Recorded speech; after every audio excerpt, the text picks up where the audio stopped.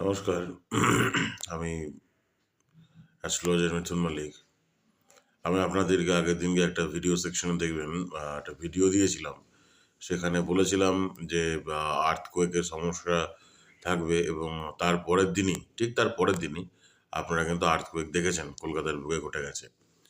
তেমনি যত রবি এগোবে, যত শনির মীন রাশিতে রেবতী নক্ষত্রের দিকে গোচর করবে, মীন রাশির রেবতী নক্ষত্র যত গোচর করবে তত আস্তে জেনে রাখবেন আন্তর্জাতিক সম্পর্ক, ইন্টারন্যাশনাল রিলেশন প্রচুর পরিমাণে খারাপ হয়ে যাবে।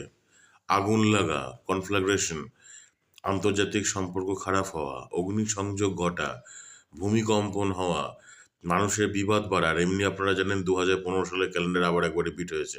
এটা হতেই থাকে, এটা এমন কোনো ইয়ে না, এটা প্রত্যেক বছরই কিছু না কিছু রিপিট হয়, কোনো না কোনো বছরের ক্যালেন্ডার।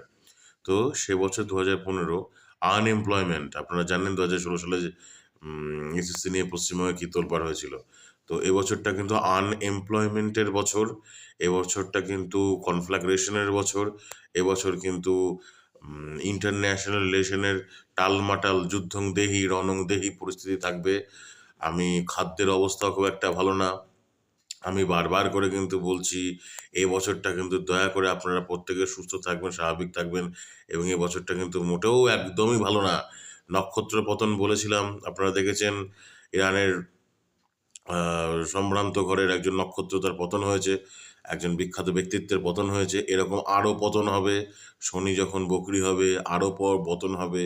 অ্যাটলিস্ট 31শে মার্চ 2026 পর্যন্ত সময়টা একদম ভালো না। তারপরে যখন রবি রাজা হবে, বৈশাখ মাস ধরে হিন্দু মতে বা হিন্দু বাংলা পঞ্জিকা বেনিবাদশীল বা অন্য কিছু বলুন, যাই বলুন, আমি আবার বলছি, আন্তর্জাতিক সম্পর্ক খারাপ হওয়া, ভূমিকম্প হওয়া, খাদ্য দপ্তর তোলপাড় হয়ে যাওয়া, জিনিসের দাম ওঠানামা, পড়াশোনার উপর তো দাম দেখেইছেন কী অবস্থা।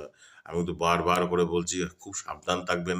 রবি মানে মেডিকেল এক্সপেন্ডিচার, প্রচুর ডাক্তারি খরচ বাড়িয়ে দেবে, শরীরের ওপরে, পেটের ওপরে, মাথার যন্ত্রণা, অস্ত্রোপচার এগুলো কিন্তু বাড়াবে। বছরটা কিন্তু মোটেও ভালো না। বারবার করে বলছি, আগের থেকে সাবধান করে দিচ্ছি। আমি আগেও ভিডিও ওখানে আপনারা দেখবেন দিয়েছি।